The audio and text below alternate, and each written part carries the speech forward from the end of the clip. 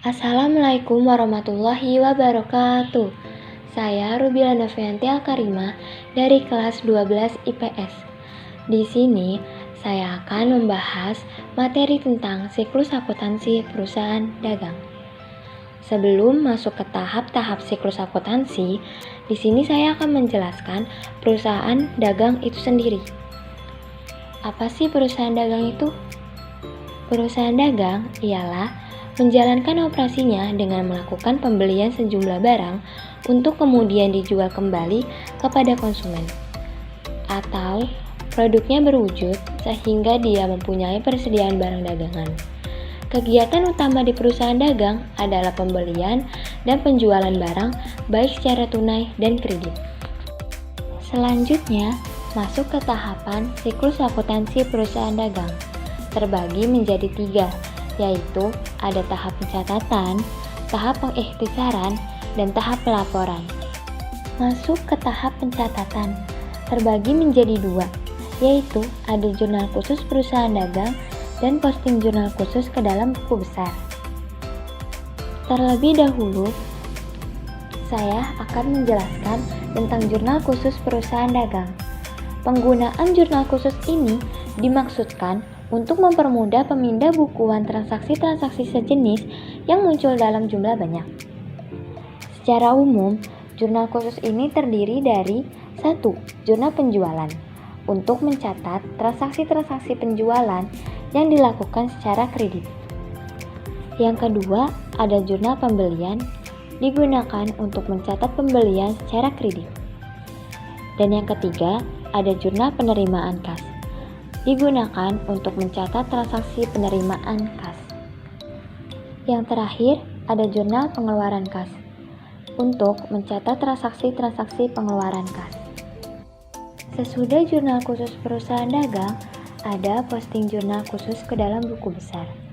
Urutan kegiatan memindahkan ke rekening buku besar ini harus sejalan dengan urutan mendebit dan mengkredit dari jurnal.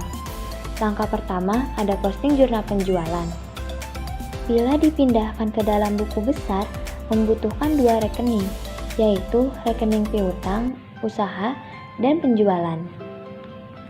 Langkah kedua ada posting jurnal pembelian, membutuhkan 4 rekening buku besar, yaitu pembelian, peralatan kantor, perlengkapan kantor, dan utang usaha. Langkah ketiga ada posting jurnal penerimaan kas, membutuhkan 5 rekening buku besar, yaitu rekening kas, potongan penjualan, piutang usaha, dan utang wesel. Langkah terakhir yaitu posting jurnal pengeluaran kas, membutuhkan 6 rekening, yaitu rekening utang usaha, potongan pembelian, biaya angkut pembelian, biaya gaji pembelian, dan kas. Dalam buku besar, rekening pembelian diakumulasikan saldo transaksi yang terjadi sebelumnya sehingga seluruh nilai penjualan tercatat dan dapat dihitung saldonya pada akhir periode. Sesudah tahap pencatatan, ada tahap pengikhtisaran. Terbagi menjadi 6. Yang pertama, ada neraca saldo. Neraca saldo merupakan salah satu proses penting dalam penyusunan laporan keuangan karena laporan ini menjadi dasar pemindahan informasi dari buku besar ke laporan keuangan setelah terlebih dahulu dilakukan penyesuaian.